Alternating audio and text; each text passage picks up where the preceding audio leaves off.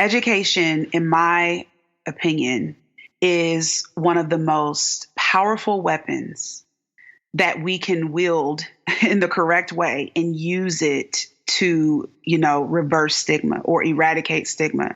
Where we are right now in the country, right? With all of the racial inequality and all of that, education, that's a huge part of it.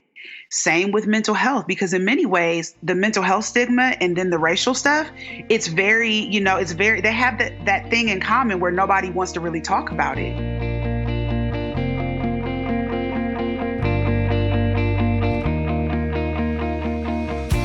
Hello, and welcome back to Seek the Joy podcast. Happy Seek the Joy Tuesday. I'm your host, Sydney Weiss, and on the podcast this week is Achea Redd. She's a mental health advocate, author of Be Free, Be You, and founder of Real Girls F.A.R.T, fearless, authentic, rescuer, trailblazer. I love this episode and I'm so excited to share it with you guys. Achea really uses her own life experience and history with mental health to help other women find their voice and let it out. And so I was so excited and honored to sit down and have this conversation with her where we really talk all about her own mental health journey. She so vulnerably opens up about her own breakdown that led to a breakthrough and the inspiration behind her organization, Real Girls F.A.R.T, which, by the way, is a genius name, but it stands for Fearless, Authentic, Rescuer, and Trailblazer. Achea shares with us how we can really begin removing the stigma around mental health and really the important role of education in conversations surrounding not only mental health and compassion, but also racism. She shares with us her tips for speaking to children about racism, police brutality, and what's going on in the world, and really encouraging truth-telling in these circles and in these conversations, and just how important it is to educate ourselves on not only Black history, but to make sure that Black accomplishments and Black joy and Black liberation and Black love is included in those conversations too. Plus, we talk about how Achea is navigating her own experience with mental health while being of service to others, why it's important to be mindful about what information you're taking in online, her go-to affirmation, her biggest dream, and so much more. I really loved connecting with Achea, and I'm so excited to share this week's conversation with you. It is so important that we normalize conversations around mental health and normalize our own experiences with mental health. And so I'm so grateful for everything that Achea shared, and it never ceases to amaze me how when we are open about the ups and downs in our own lives and we share our story, how it can really impact someone else and serve as a space of hope and inspiration. And so I'm so excited to hear what you think about this week's new episode.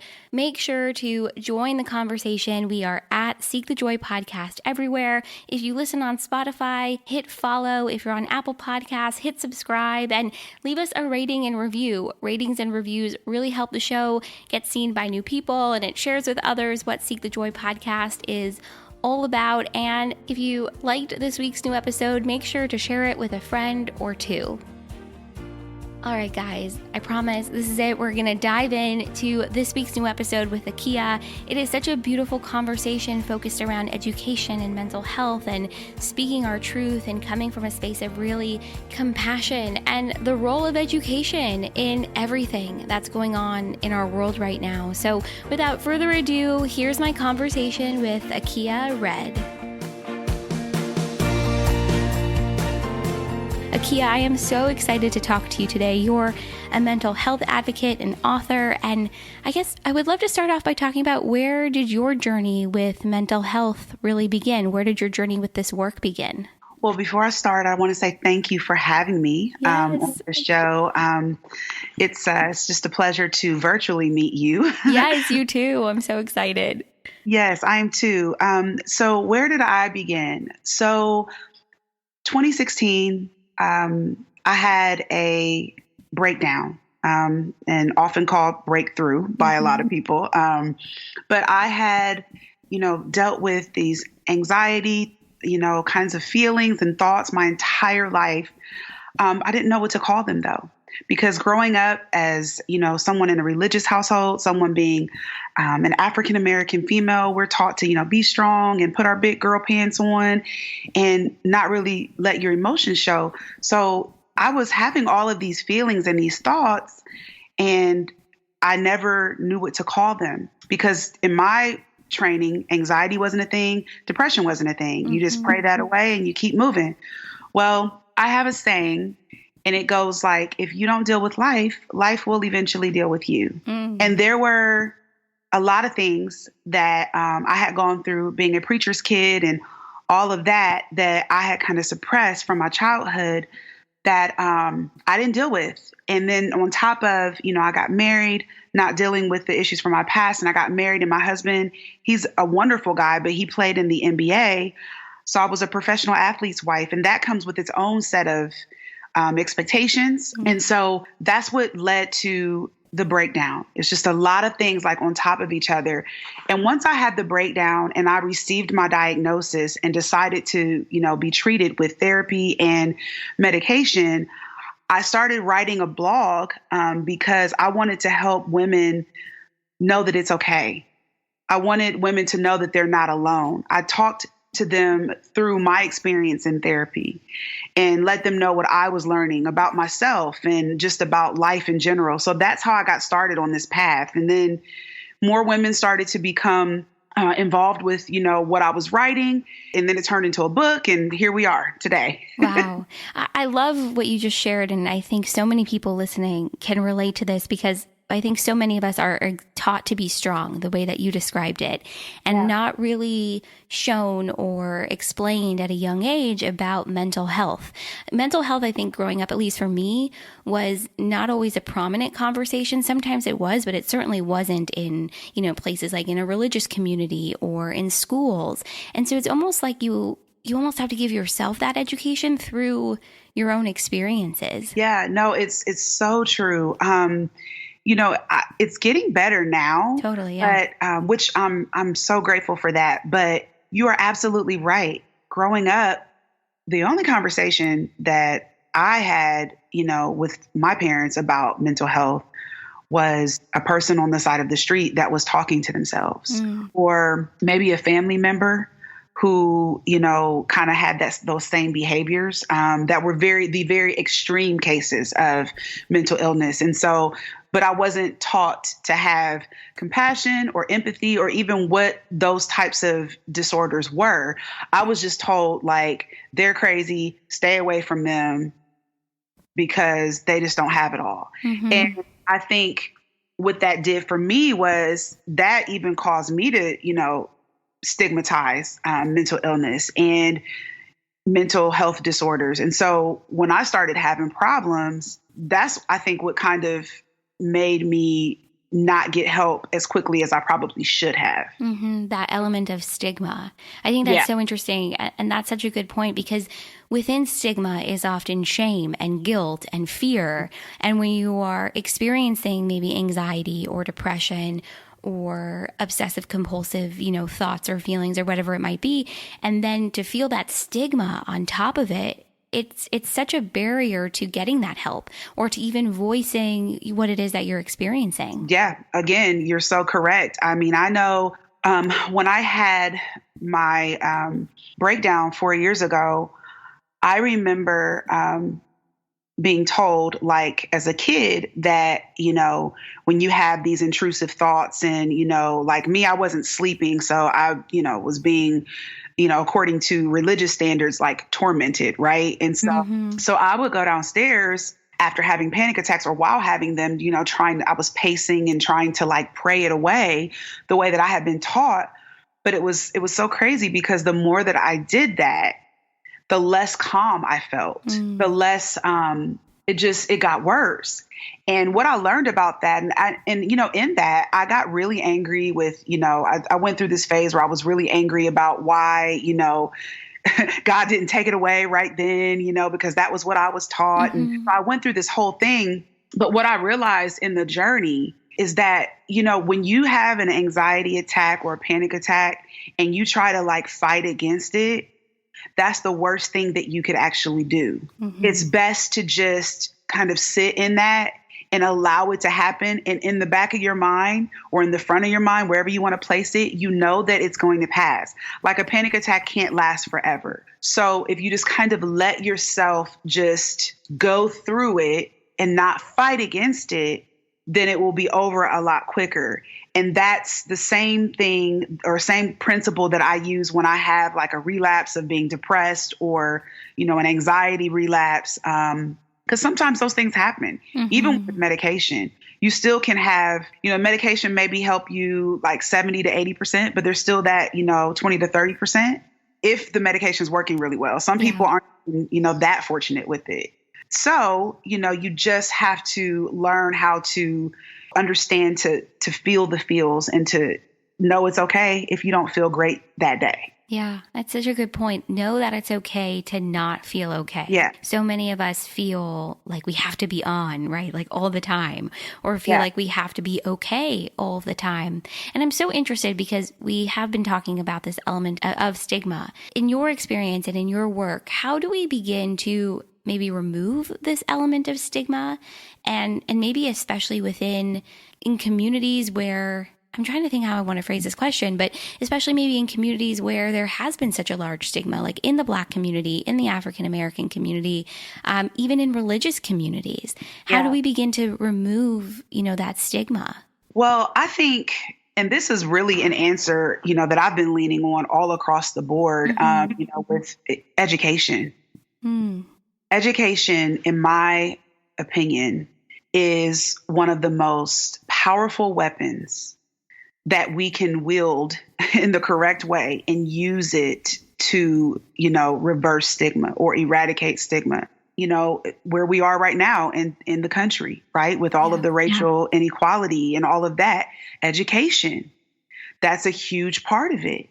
Same with mental health, because in many ways, the mental health stigma and then the racial stuff, it's very, they have that thing in common where nobody wants to really talk about it.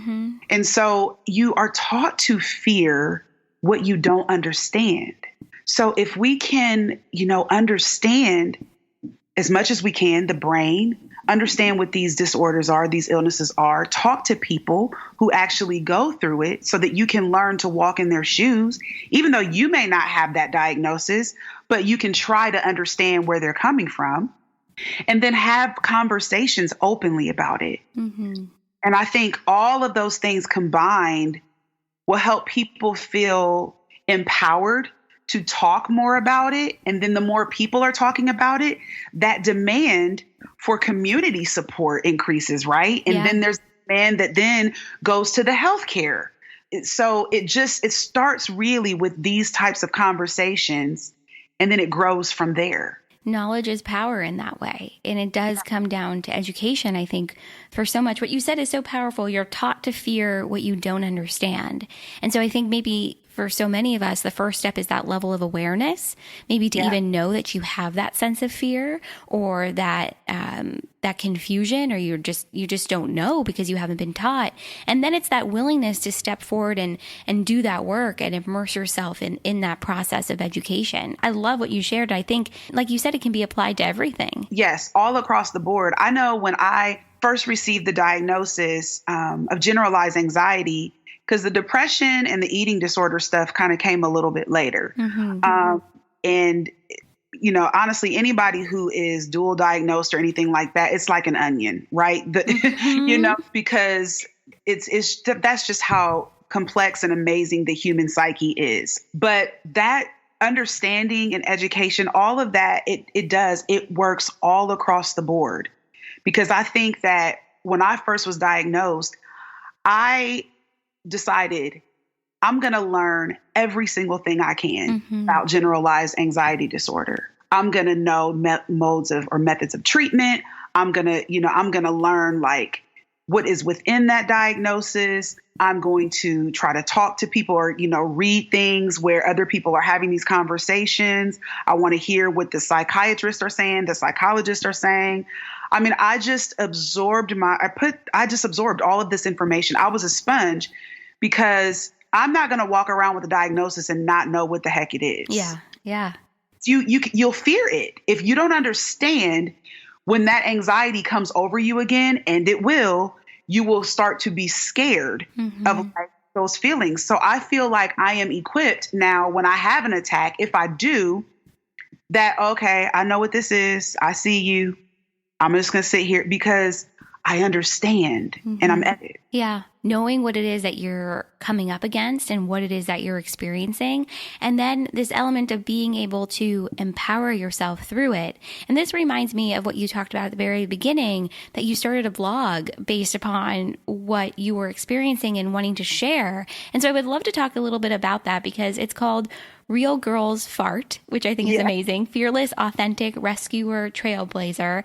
And it sounds like it's really a space that you created to empower and equip women with the tools that they'll need to use their voices and really become their most authentic selves. So I would love to talk a little bit about this and what it was like for you to just start it and to really begin to share it with the world too. It was definitely a leap of faith. In general, I've been taught my entire life to, conceal.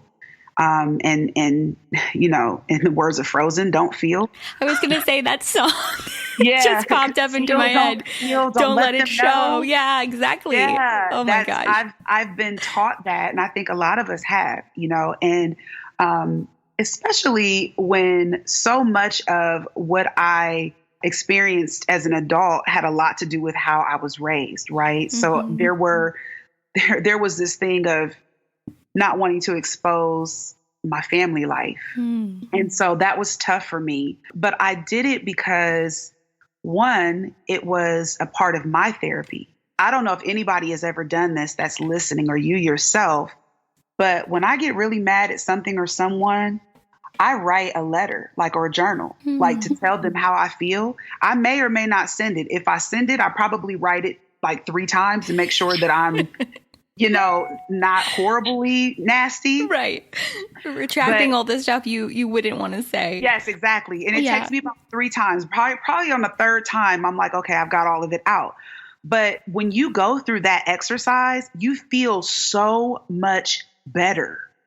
And so when I started writing the blog and talking about my experiences, I realized that as I started to jot things down on the computer or on paper, it wasn't as cluttered as it was in my head. It wasn't so many intrusive thoughts, because I wrote them down and I was like, oh, it's only really 3 major things that I'm really anxious about. In my head, though, the 3 felt like 30. So I think it kind of helps you, categorize them and, and so for me, it was therapy, but then it was also, okay, I'm also going to help somebody else while I'm doing this, because I know that I'm not the only one.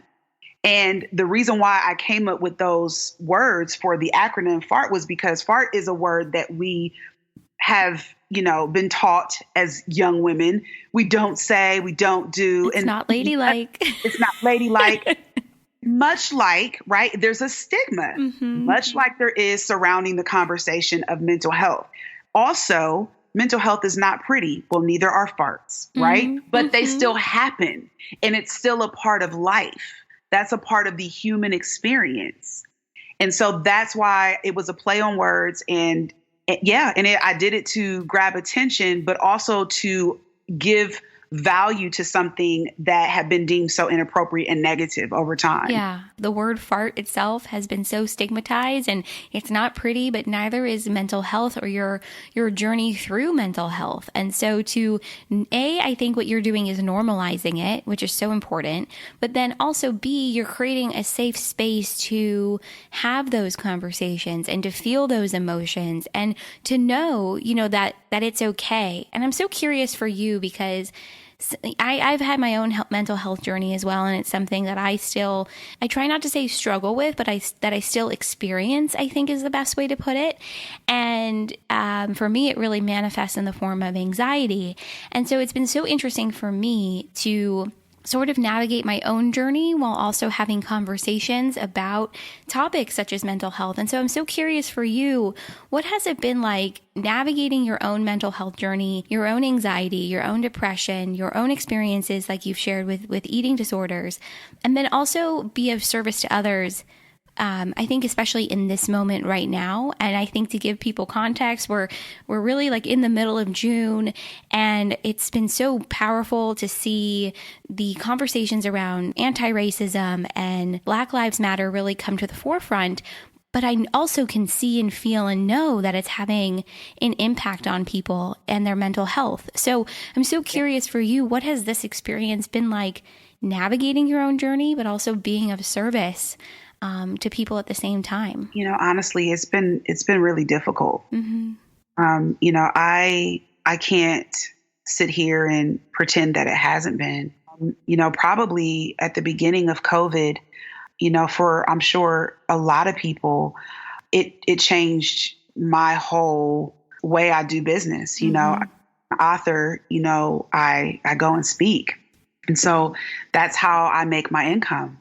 So all of the plans that I had, for the business and all of that, I can't do, right? Because, we're not allowed to go and speak. So all of the things that I think I was looking forward to. So like the speaking, my 40th birthday party, the vacation that, I wanted to take with my family. I mean, and then my mom had lost her job, and, I'm nervous about, my parents getting COVID, my in-laws COVID. And on top of that, to your point, I was weaning off of a medicine and starting a new one. And if any of you that are listening have ever weaned off of a medicine, it can be very, very, very difficult. It was hard. I cried every single day for probably about 2.5 months. And what I was able to do, though, I will tell you, is I just let myself feel it. That's what I did. I cried. I let my emotions out. I wrote letters. I journaled. I colored.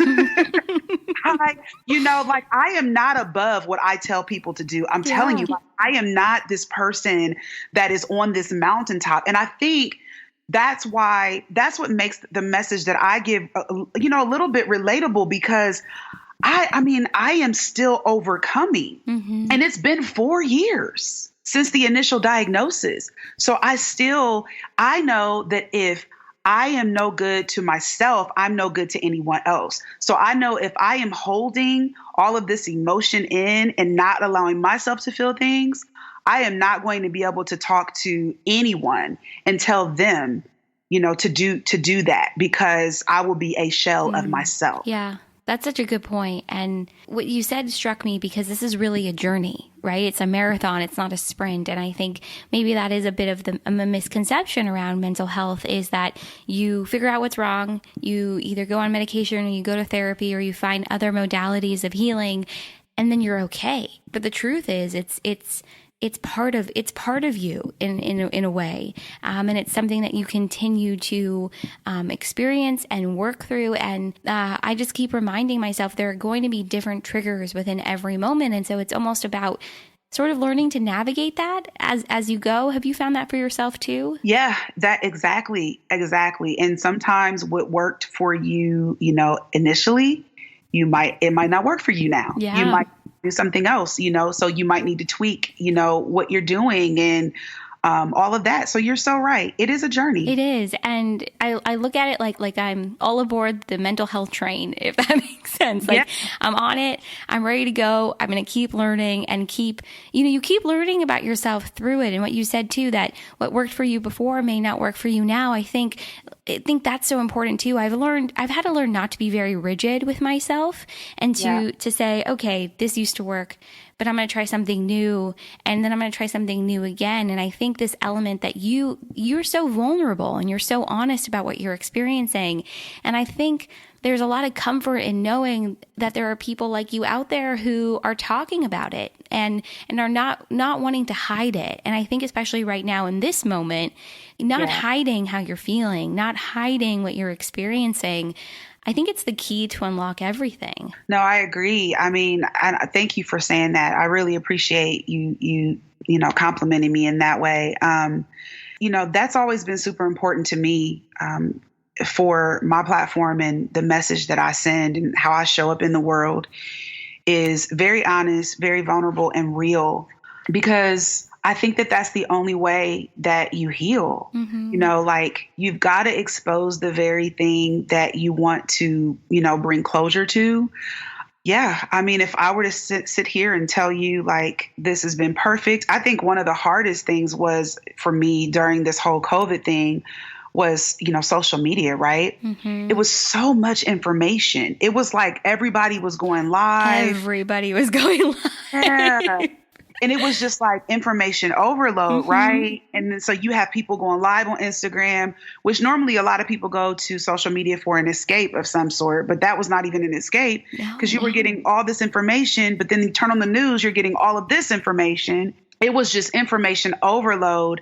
And one of the things that like people would talk about was, ways that you can still be productive. Ugh. And I get it. Like, yeah, see, exactly. Ugh. I had that visceral response too, because I was just like, okay, I get it, but I'm not about to act like everything is normal because everything is not normal. Like my body clearly is aware that there is something unseen that is dangerous. Like, yeah, it's aware. Yeah. And so I cannot, pretend like, oh, this is just an extended vacation.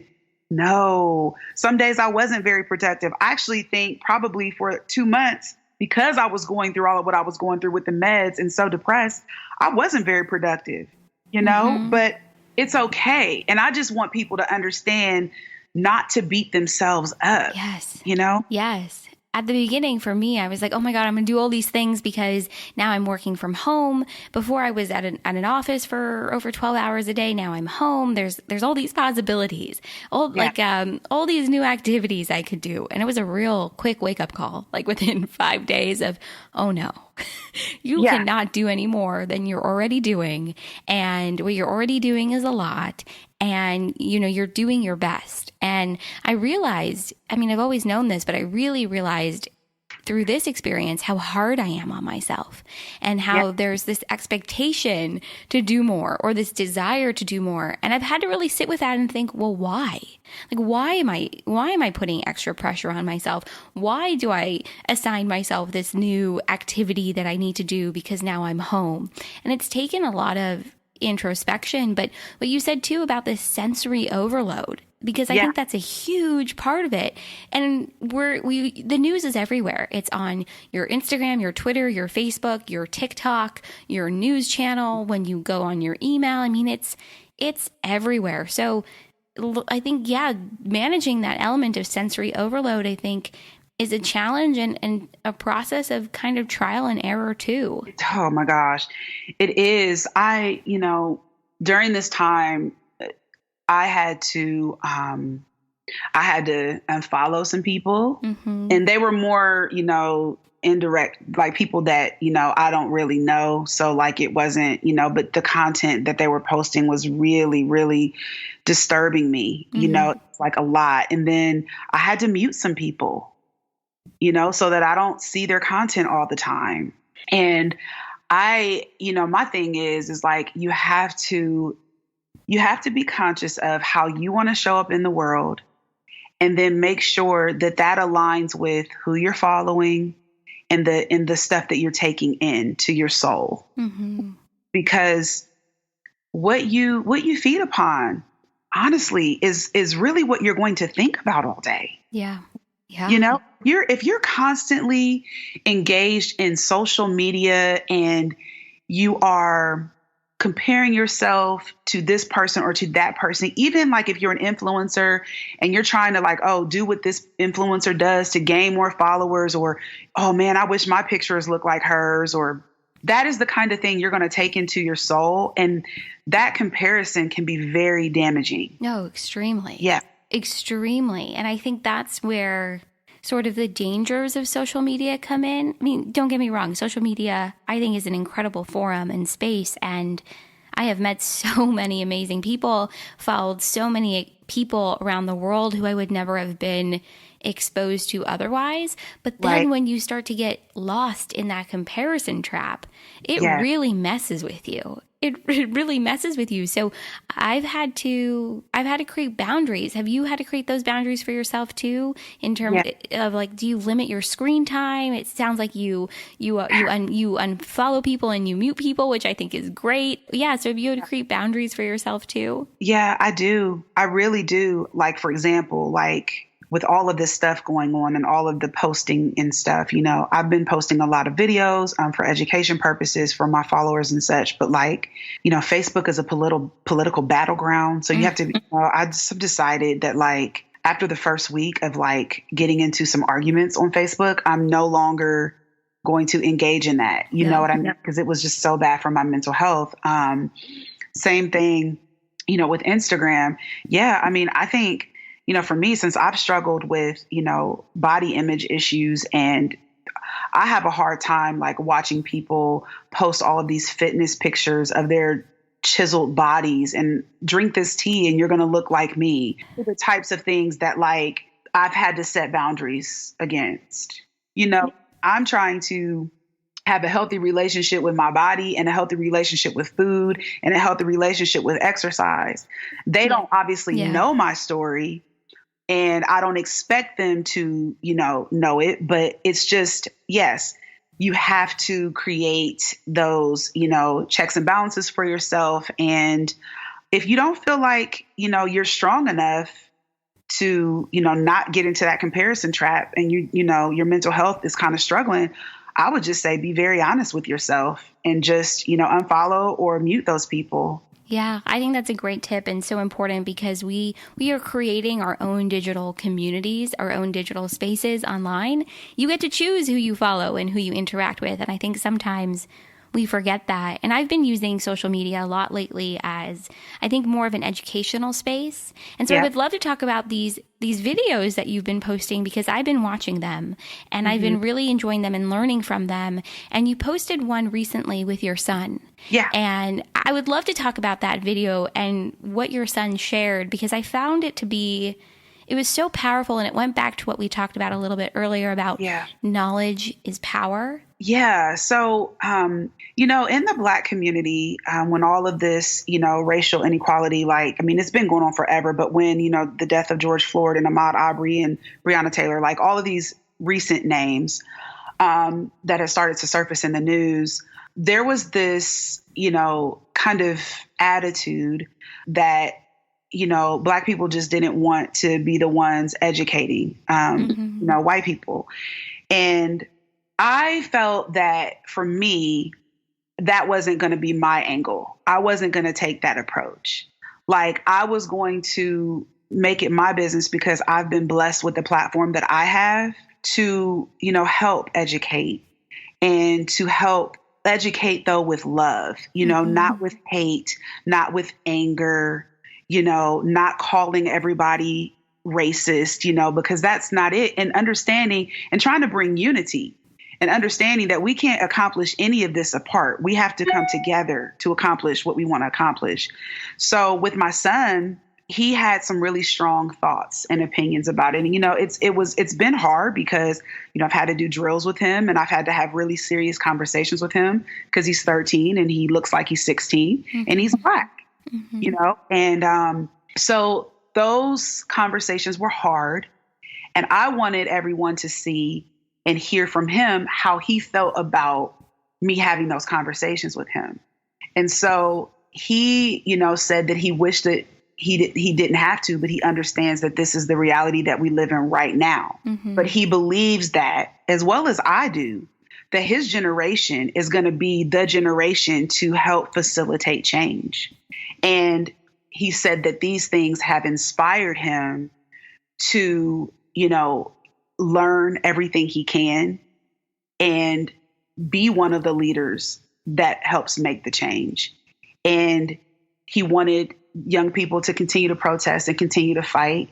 And so he's very motivated. He's very motivated he says that he believes that this has really matured him and shaped his mind in a way that, it wasn't before all of this happened. Yeah, it really struck me, the dialogue that you were having with your son, because I mean, I'm white, and I think I was aware before, but I'm more aware now that I've never had a conversation with my parents about the police, never had a conversation with them about, systemic oppression or racism in that way, or, if you get pulled over. I mean, all these things that I think as white people, we really, A, we're not aware of, or B, just took advantage of the fact that we never had to think about those things. And so the reality is that is the reality. And so to watch the conversation that you were having with your son and to hear what he was saying, I mean, I agree with what he said. His generation is really, I feel, going to be the generation that changes a lot of what we're seeing. And do you have any advice, I guess, for parents that are listening, or really anyone that's listening who has younger people in their life? How do you talk to them in the same way that you've talked to your son?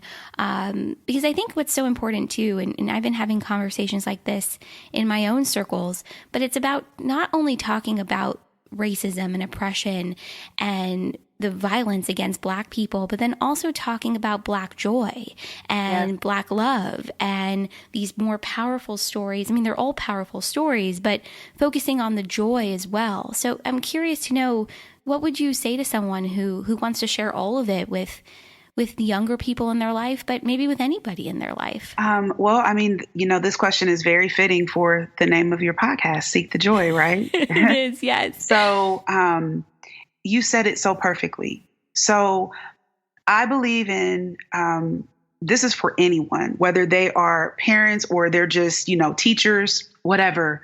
Education, not just the way that it's told or written in the history books, right?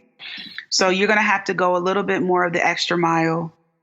You're going to have to, maybe do some research on the internet and really understand that, Napoleon, he said it, right? He said history is a bunch of lies that was agreed upon.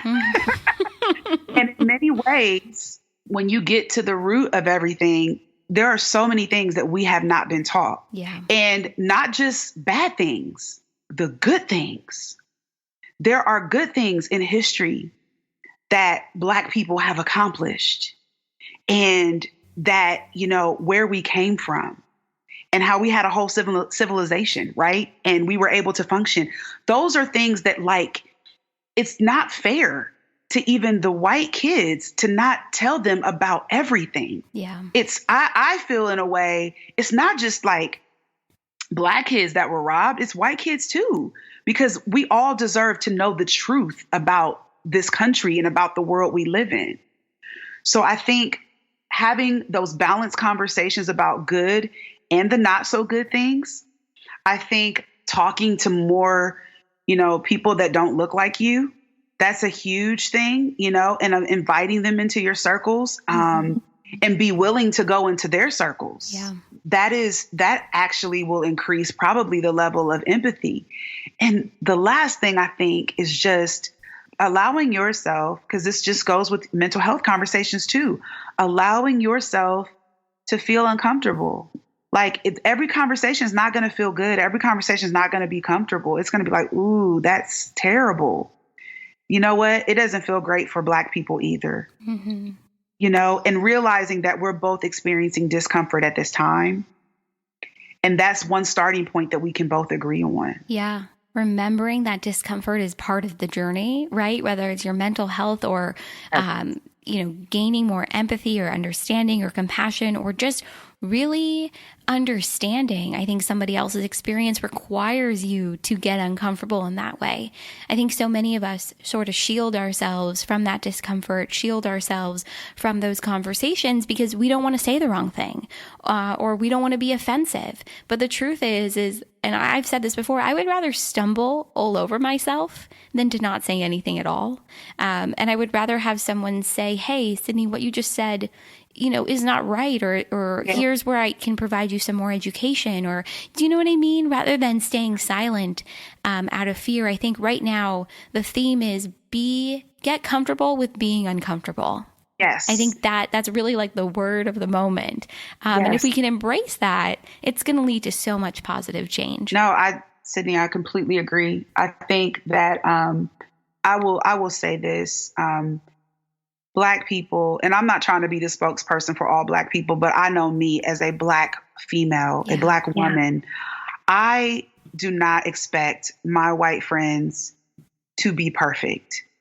I do not expect you guys to know everything. What I expect is that you're willing to learn and that you're willing to do a little bit of the work yourselves. But I have no problem with questions because questions are good. That means that you really are curious and you're leading with curiosity. And I appreciate that. I think when there are no questions and there are more assumptions, that's when we have issues, right? Like assuming that you know the answer, assuming that you know the why, instead of just leading with the curiosity, like, why is it that this, or why is that? And for me, it's a breath of fresh air, and I accept that. Yeah, I love that. Thank you for saying that and for sharing that. I think that element of curiosity is so important. And you're right. Whenever we make an assumption, you know that saying, like, when you make an ass out of you and me, my brain this morning is like really going to these far-reaching places. But it's true. And I think if we can lead with that curiosity, lead with that compassion that accompanies that curiosity as well, I think that's really important too. Do you have a go-to like quote or mantra or affirmation, something that you've held on to throughout your journey that's really helped you that you could share? Well, it's not mine, right? But what I always say is I think about the analogy of being on an airplane, and the flight attendant says, secure your oxygen mask before you help anybody else. And so what I did with that analogy is I took that, and now this part is mine, that it's only from the overflow of what's inside our cup that we can give to the world. So the overflow is for everyone else. What's inside my cup is for me. Okay, beautiful. Like, that's amazing. I love that, because you really do have to fill up your own cup, and then anything extra you give to others. And I think we don't always think about it that way, right? We think about what we fill up our own cup to share that cup with others, but it's that overflow that you share. That overflow. Oh my God, beautiful. Yeah. I love that. My last question for you before we go, and it's the question that I ask everybody that comes on the podcast, and that is, what is your biggest dream? Wow. My biggest dream. No one's ever asked me that before, Sydney. Oh my God.